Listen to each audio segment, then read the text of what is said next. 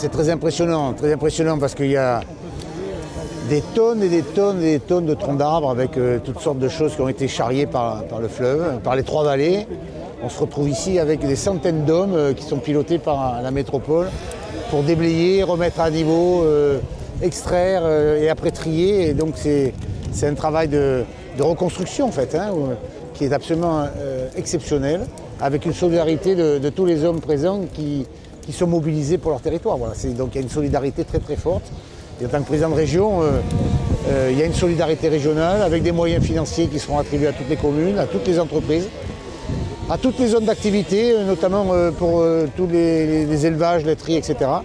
Et donc on va aller tout à l'heure sur zone, on va débloquer quand même près de 50 millions d'euros en tout.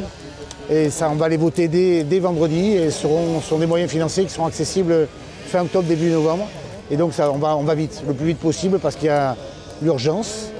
Et dans le moment de peine, il faut penser à ceux qui ont été en famille déchirée, quoi.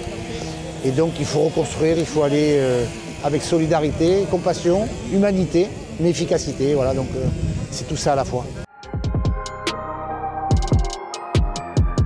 Il y a des moyens financiers qui vont être attribués commune par commune, puisque c'est plus de 400 000 euros pour chacune des communes qui seront impactées. Et puis on verra après en fonction des demandes.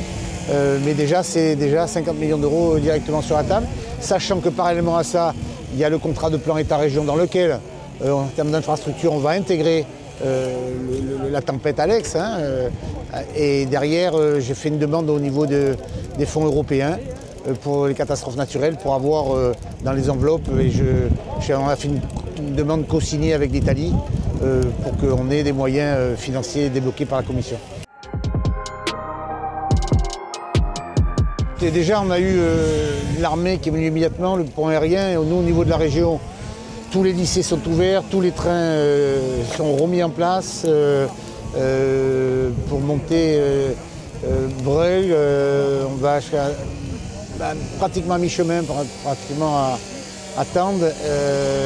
Les cars, les trains, le téléphone, les lycées, ça c'est ce qu'on fait nous directement. Et tout le pont aérien est mis en place par l'armée, avec en plus les ingénieurs des mines là, et des ponts qui vont venir désenclaver. Il y a 37 km de route quand même à remettre en état, et c'est forcément difficile.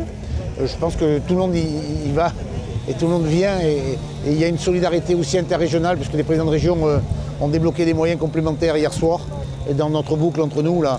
Et nos directeurs généraux des services sont en train de mettre en place des dispositifs où les autres régions de France vont venir nous aider. Donc voilà, tout le monde s'y met.